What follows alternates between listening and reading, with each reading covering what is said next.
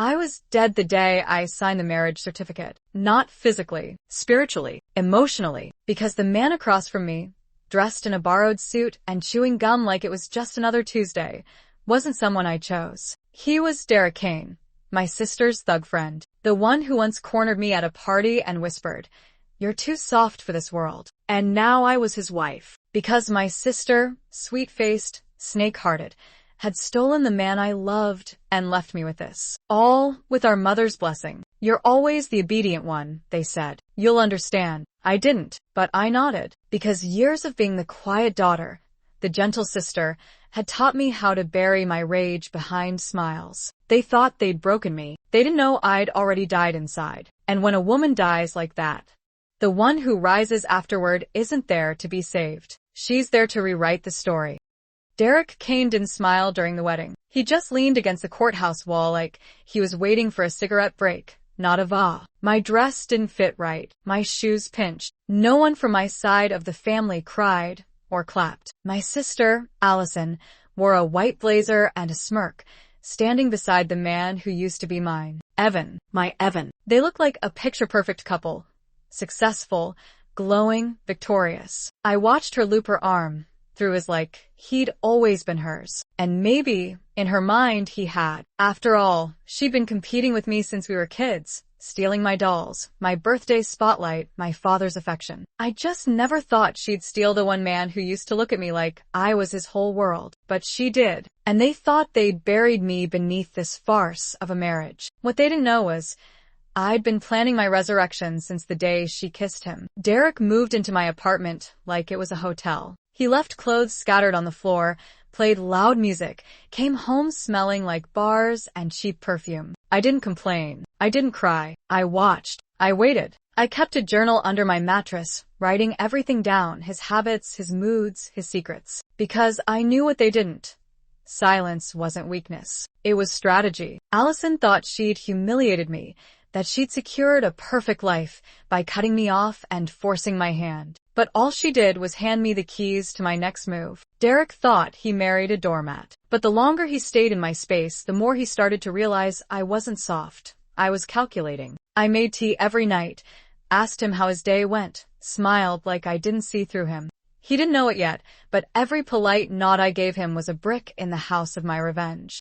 I kept a burner phone in the kitchen drawer. On it, I stored the photos Evan and Allison at secret meetups, time-stamped, bank transfers between their accounts, screenshots of her planning my engagement downfall months before it happened. I had everything, because betrayal doesn't happen overnight. It grows in the shadows, and Allison wasn't as smart as she thought. She used my name to get favors. She used my contacts to secure deals for Evan's firm. She used my life like it was a costume she could slip into and wear better. But no matter how well you wear someone else's skin, it will always itch. And I was done scratching at the surface. I wasn't the fool anymore. I was the architect. And when I finally pulled the rug out from under her, I wouldn't need to shout. I just let the truth do the talking. Derek wasn't innocent either. He thought I didn't know about his record, about the debt he owed the wrong people. Allison arranged the marriage not just to punish me, but to pay him off. She promised him access to my name, my credit, my reputation. I was collateral in her dirty deal. But Derek didn't expect me to be calm. He didn't expect a wife who paid attention. I started tracking his phone, setting up cameras, recording his drunken calls. He gave me every tool I needed. And I gave him kindness in return, measured, subtle, just enough to keep him from noticing I was dismantling him piece by piece. I even cooked for him, fed the man who once said, "You're lucky anyone wanted you." Every bite he took was soaked in my silence. And silence, when fed long enough, turns into something deadly.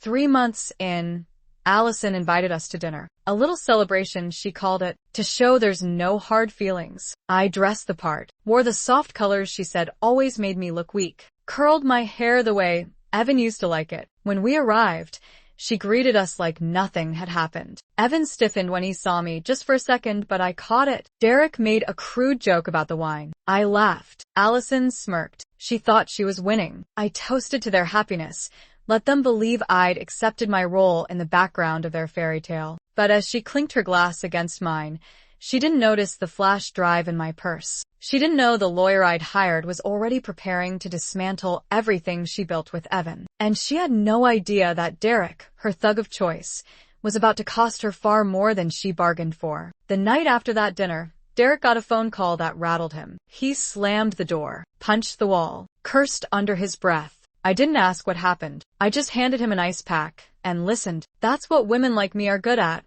listening to what men say when they think we're nothing. He was in deep. The deal Allison promised him had fallen through. Evan had pulled out. Suddenly, the money Derek thought he was owed vanished. He was panicking. I played the role perfectly. Concerned, sweet, supportive. While he ranted, I recorded. While he slept, I copied his texts. And while he drank himself numb, I sent a package to my lawyer. Everything he confessed, everything I could use to sever myself from him completely, legally, quietly. The marriage certificate they forced on me would soon become their biggest mistake. At work, I stayed quiet, polished, predictable. I let people believe I was still recovering from heartbreak, that I was adjusting to married life. What they didn't see was the stack of folders on my desk, hidden behind reports. Financial statements linking Evan's firm to shady shell companies. Emails that tied Allison to bribes. Voice memos from Derek, unintentionally outing everyone. I was building a case, a fortress of truth. And while they celebrated my defeat, I was engineering their downfall. People underestimate women who don't scream. They forget that still waters don't mean calm. They mean deep, dangerous. I didn't need sympathy. I didn't need an audience. I just needed time. And time was finally on my side. Derek began to sense it. My stillness. My control. He stopped calling me names. Stopped stomping around like he owned the air. He started watching me, quietly, like he realized too late that he'd married someone with teeth. "What are you planning?" he asked one night, half drunk. I smiled. "Dinner. What else?" He didn't press, but he didn't sleep either. That's what happens when power shifts. Men like Derek get nervous. They thrive on chaos, and when you don't give it to them, they unravel. He was used to a fight. I gave him patience. He wanted fear. I gave him distance. That's how you break a man like him. Not with force, with calm. The kind of calm that lets him know his time is running out. Derek started locking his phone, setting passwords, clearing his browser. He thought I didn't notice, but I wasn't watching his screen. I was watching him. The way his left eye twitched when he lied. How he chewed the inside of his cheek when he was scared. I learned his tells like a deck of cards. Allison had given me to him like a punishment, thinking I'd either break or disappear. But what she handed him was a mirror, and Derek didn't like what he saw in it. He knew something was coming. He just couldn't see where from. Because my silence wasn't fear anymore.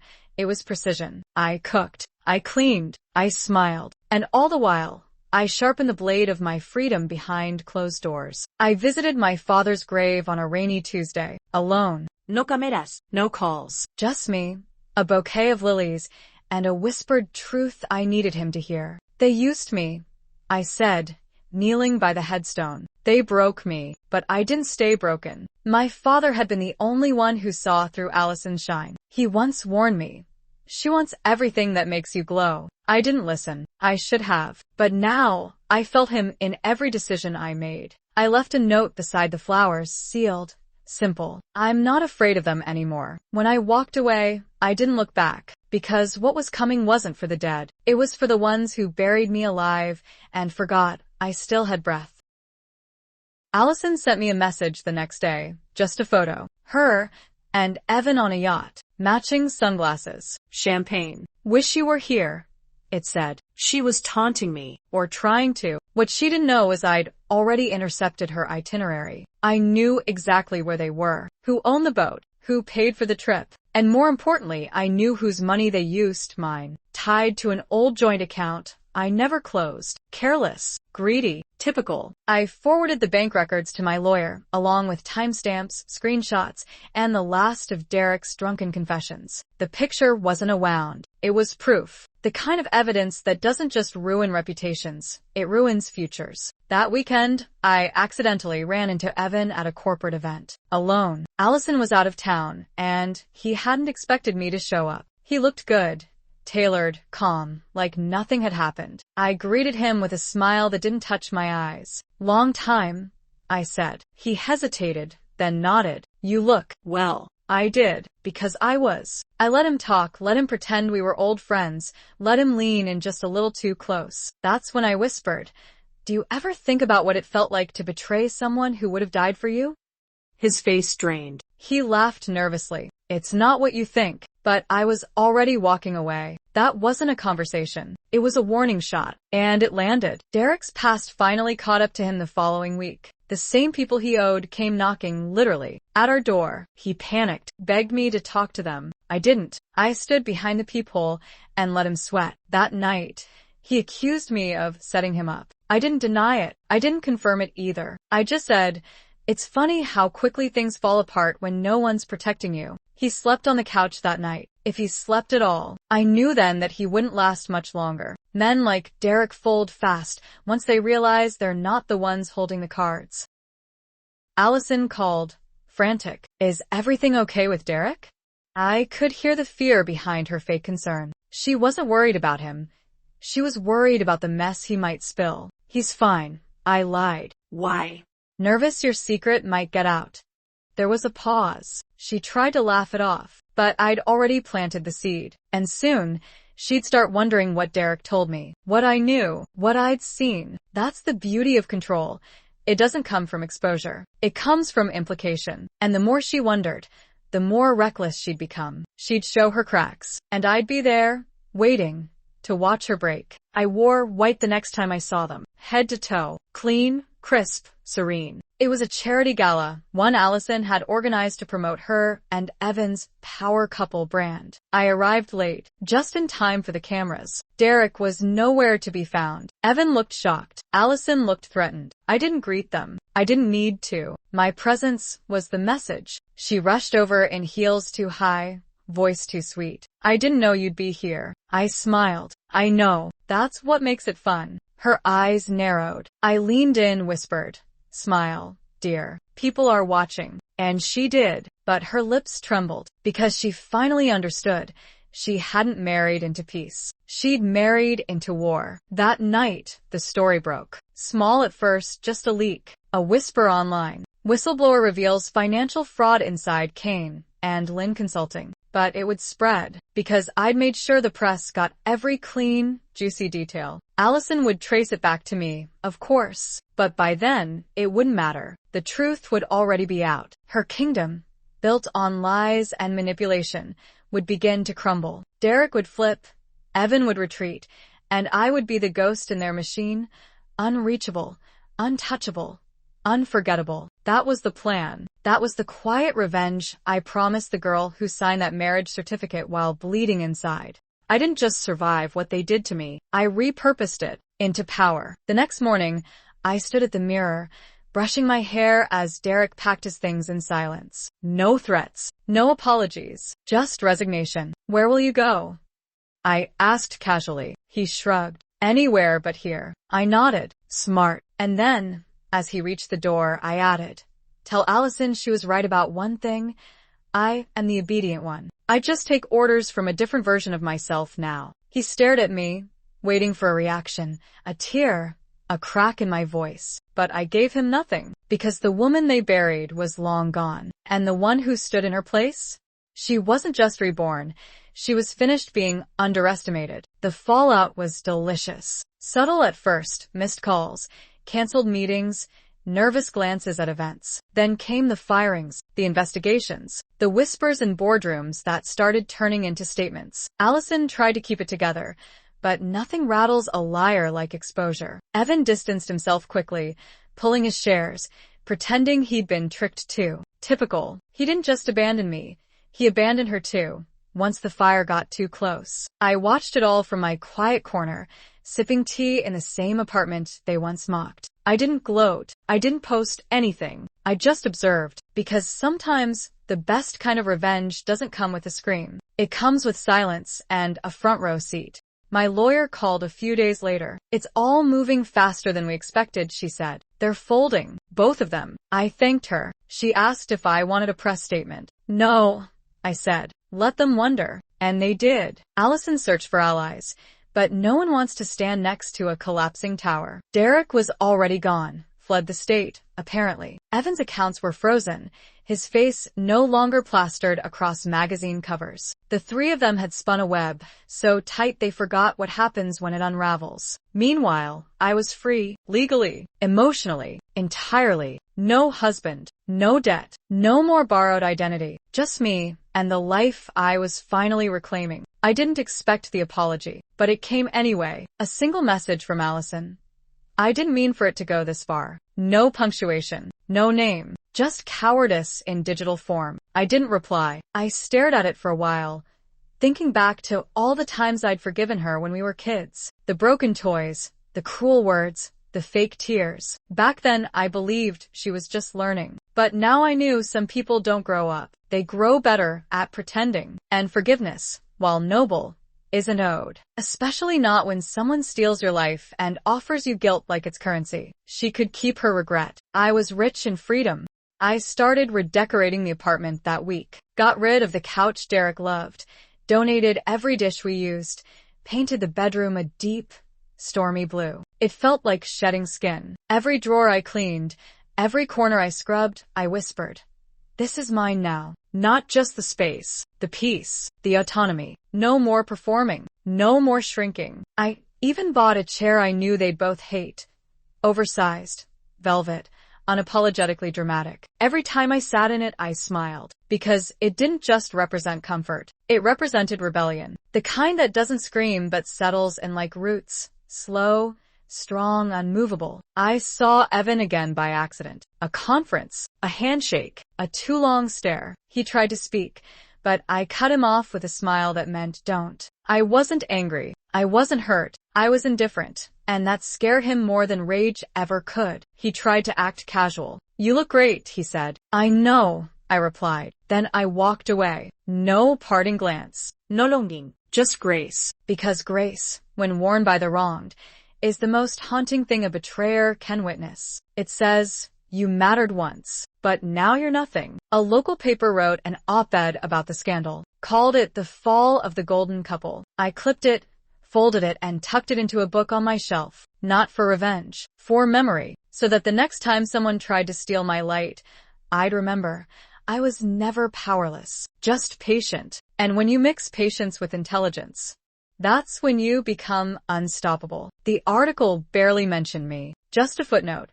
A former family member remained unavailable for comment. I liked that. I wasn't a character in their fall. I was the writer. And some chapters are better left without a name.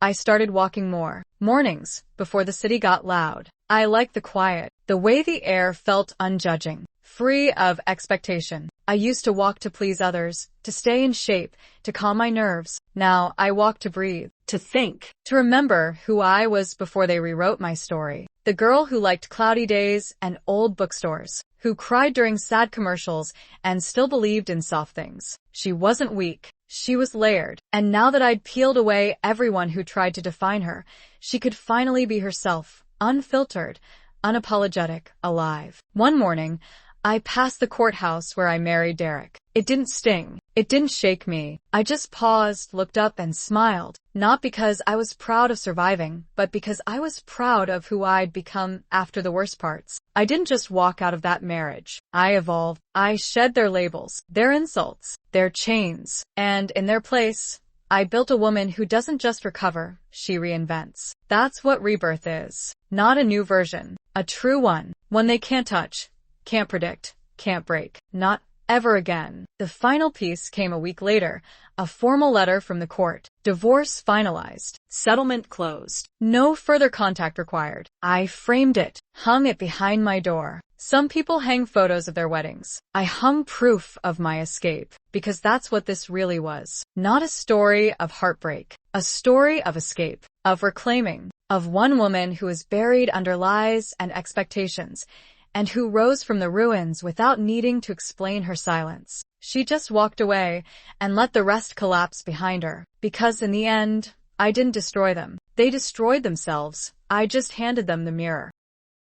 It didn't take long before whispers turned into phone calls. People who once ignored me started reaching out. A distant cousin, an old college friend, even one of Allison's exes. They all wanted to check in, pretending it was innocent. But I knew the tone, the curiosity behind politeness. They didn't miss me. They smelled the smoke and wanted to know if I was holding the match. I wasn't rude. I wasn't warm either. Just neutral, like I'd become someone they couldn't read. And that made them uncomfortable, because the old me would have overshared, overexplained, tried to prove I was okay. But this version? She didn't need to be understood. She just needed to be free. Allison's fall was messy. Her name slowly disappeared from event lists. Sponsors dropped out. Her Instagram went silent. I watched her fade from relevance, the way she once watched me fade from my own engagement. And no, I didn't feel sorry for her. Not because I'm heartless, but because sorrow requires connection. And whatever bond we had as sisters, she severed it the day she weaponized my love against me. Blood might make you relatives, but it doesn't make you safe. Not when someone chooses ambition over your life. So when she finally disappeared from the headlines, I exhaled. Not in celebration, in release. Her downfall was never my goal. My freedom was. I started writing again. Real stories. Not just journals filled with pain. Fiction that felt like revenge wrapped in poetry. And they sold. Quickly. Editors loved the voice, the rawness, the emotional spine of every woman I wrote. What they didn't know was they were all me. Different faces, same core. A woman betrayed, underestimated, reborn. One publisher even called my tone deliciously restrained rage. I laughed at that, because yes, it was rage, but the kind served with silk gloves and a quiet smile. Rage that doesn't explode, it transforms. And when transformation is this controlled, this intentional, it becomes something else entirely. Power. One morning, I found a letter slipped under my door. No return address. Inside, just a photo, me at the gala in white. On the back, in Derek's handwriting, "Didn't know you had it in you." I laughed, because of course he'd try to reach out after it was over. That's what they do, men like him. They test your silence once you've left the game. But this wasn't a game to me. It was my life. And the only thing that mattered now was that it belonged to me again. I didn't respond. I just burned the note, let the ashes blow off the balcony, like a final farewell to everything I no longer carried.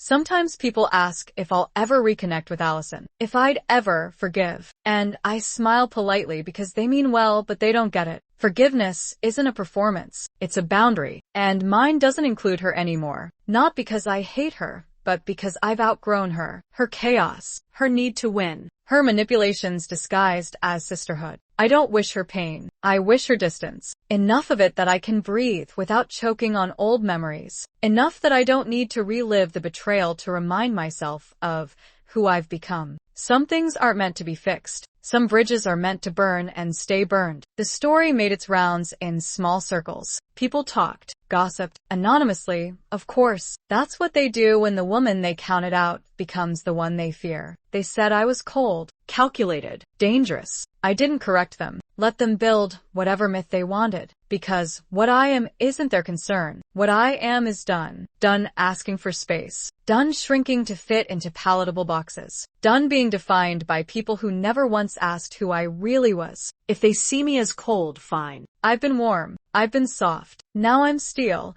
And steel doesn't explain itself. Adrian came into my life a few months later. Unexpected. Steady. Nothing like the mess I left behind. We met at a bookstore, reaching for the same novel. He smiled. I didn't. He asked my name. I hesitated, but something about his calm made me pause. He didn't try to charm me. He asked what I liked to read. And for the first time in what felt like years, I didn't feel like prey. I felt like a person. The conversation was light, respectful. We exchanged numbers. I didn't call him right away. Not out of fear, out of protection for myself. I wasn't ready to give someone access to something I'd fought so hard to protect. My peace. But Adrian was patient. He didn't push. He waited. He sent one message.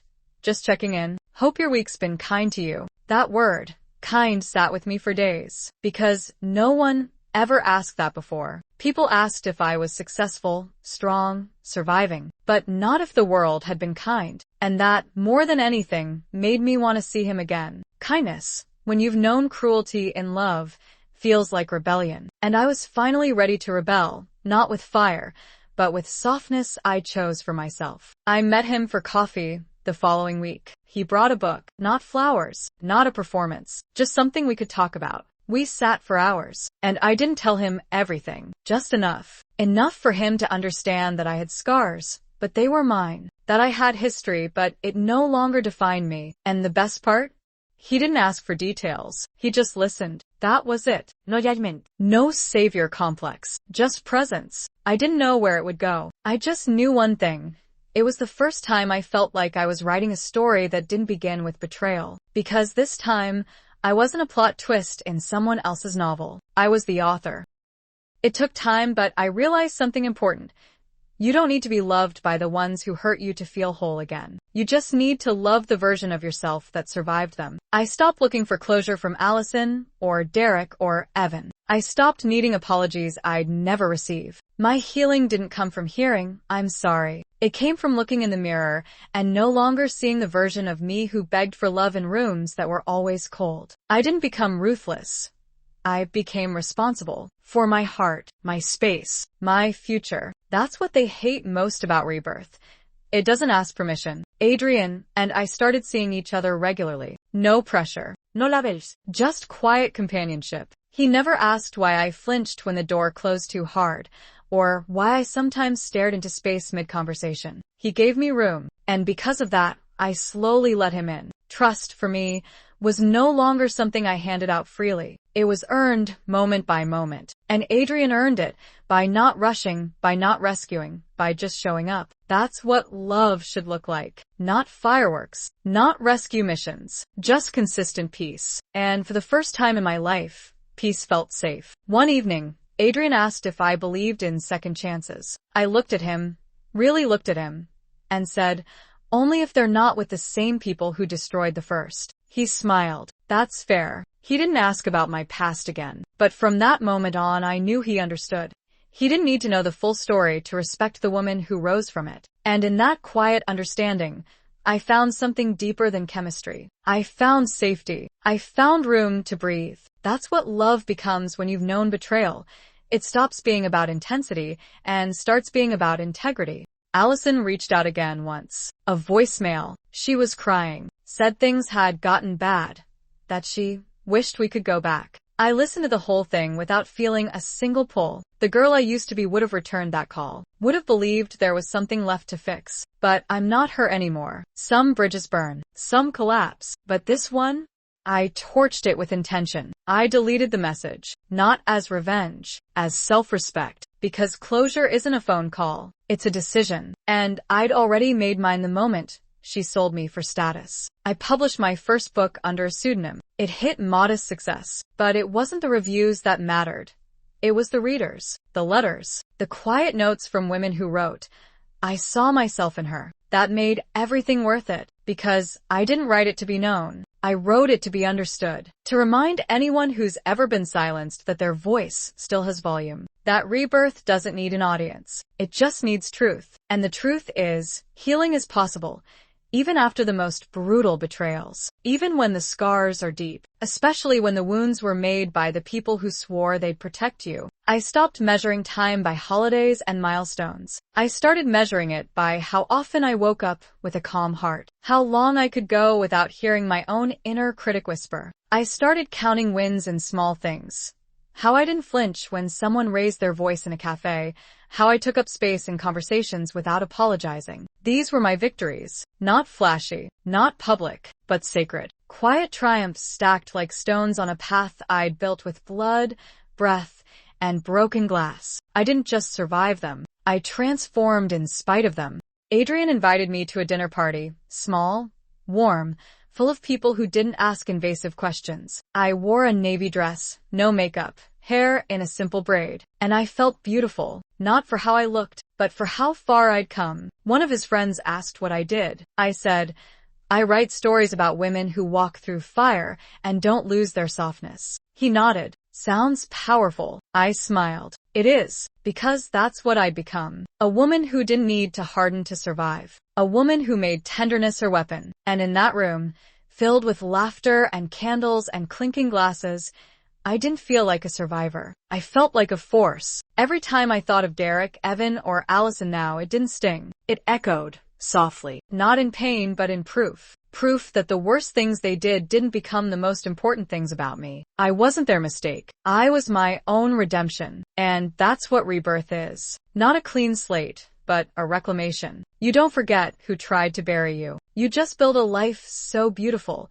they can't recognize you from the ashes. And you don't shout your comeback. You live it, fully, without guilt, without permission. Because in the end, they didn't break me. They introduced me to the version of myself I was always meant to become.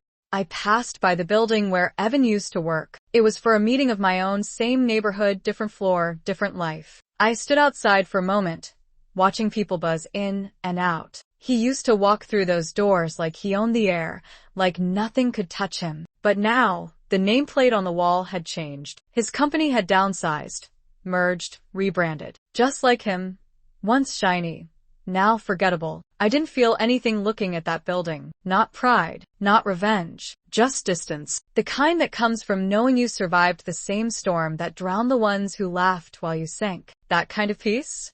It's priceless. You don't flaunt it. You wear it like armor. Adrian came with me to my first public reading. He sat in the front row, smiling like I was the only person in the room. When I read the final passage, my hands didn't shake. Not like they used to. I stood on that stage with my heart fully exposed and didn't flinch. That was the power of healing.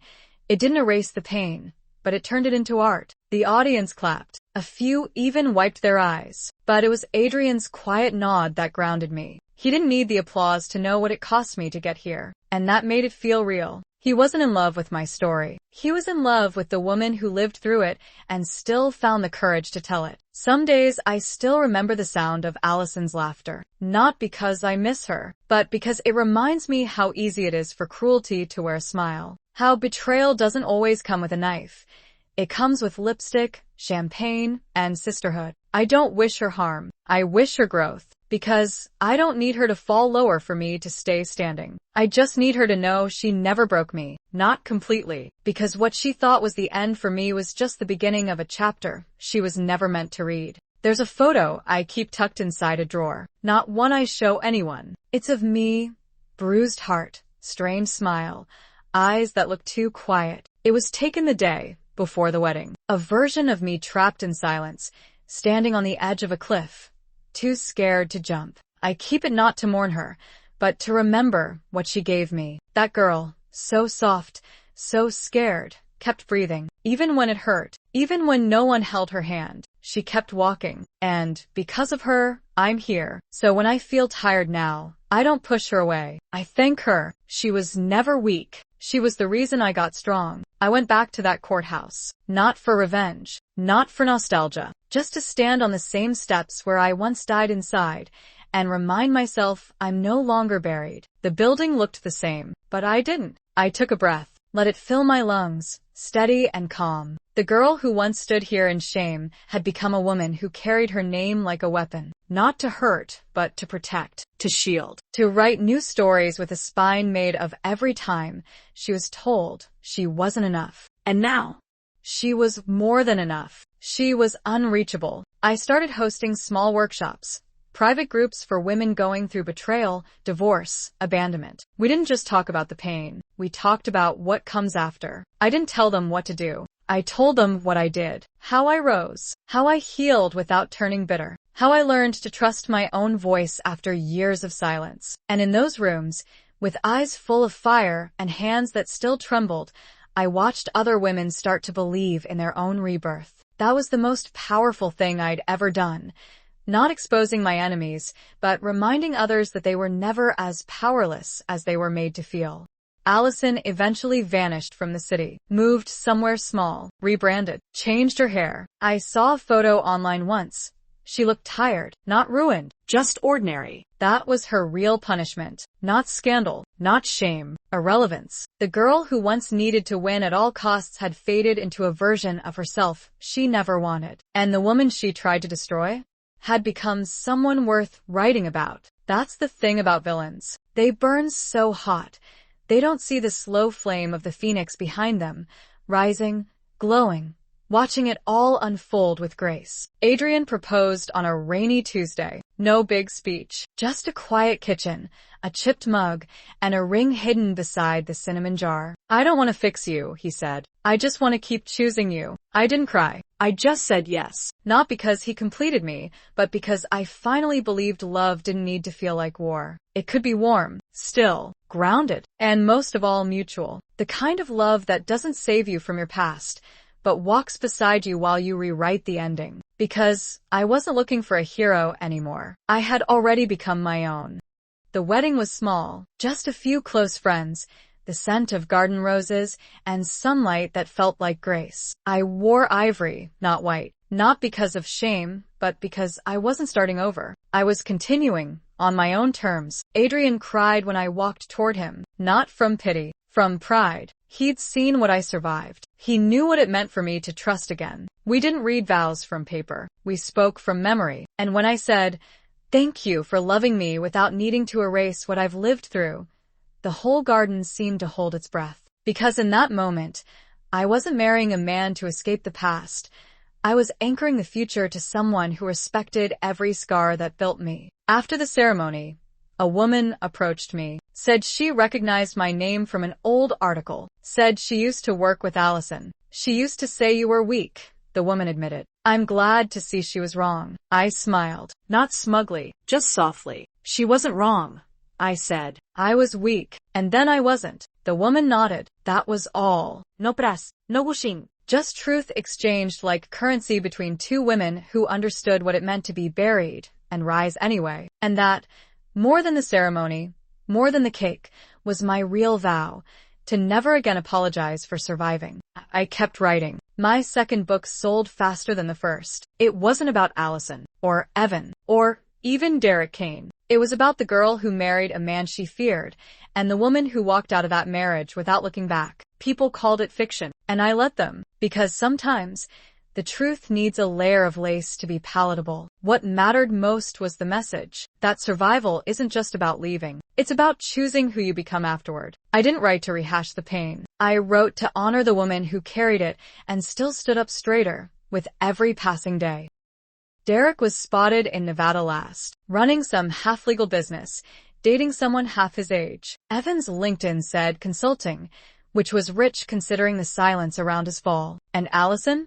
I didn't search for her anymore. I didn't need to. People who once defined your pain lose power the moment you stop checking if they're watching. I didn't care if she was happy, or broken, or in therapy. I didn't need karma to do anything, because my peace wasn't about what happened to her. It was about what stopped happening to me. No more lies. No more manipulation. No more being treated like a placeholder in my own life. I kept the apartment, changed the locks, changed the art, kept the velvet chair. I'd sit in it sometimes and read my old journals, the ones filled with desperation, rage, numbness. I didn't tear them up. I thanked them. Every page was proof that I had once been swallowed by silence and still found the voice to scream, if only on paper. Those entries weren't weakness. They were rehearsals for strength. And now the woman I was had nothing to prove. Her existence was the proof. That was the beauty of starting over.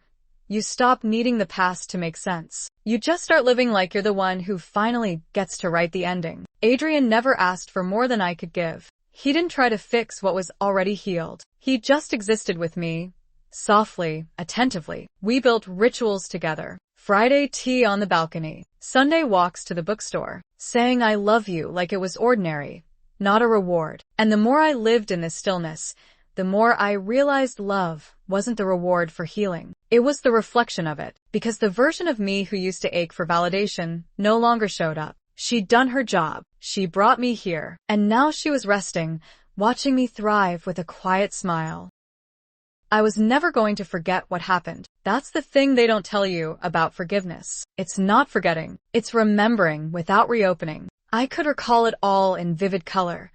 The betrayal, the fear, the helplessness. But now, when I remember, I don't flinch. I nod. Because that pain gave birth to the most dangerous thing a woman can ever carry. Clarity. And clarity doesn't tremble. It doesn't ask. It doesn't wait to be chosen. It simply walks in and reclaims everything with grace. A letter came months later. No name. No return address. Just one sentence in slanted handwriting. You were never supposed to win. I didn't need to ask who sent it. I just folded the paper, placed it in a fireproof box under my bed, and locked it. Not because I was afraid, but because some things deserve to be remembered only as fuel. I didn't burn it. I didn't post it. I let it live, quietly, in the dark, where all their plans now belonged. Because while they were busy digging my grave, I was building a garden. I don't wear white often, not because it reminds me of that courthouse wedding, but because now I reserve it for days that matter. Like anniversaries, like book launches, like mornings when I look in the mirror and say, you did that. Not for anyone else. For me, the woman who once married a stranger under pressure, who was called weak by her own sister, who was left for dead by men who thought they owned her silence. She's not just alive now. She's everything they thought she'd never become. And more.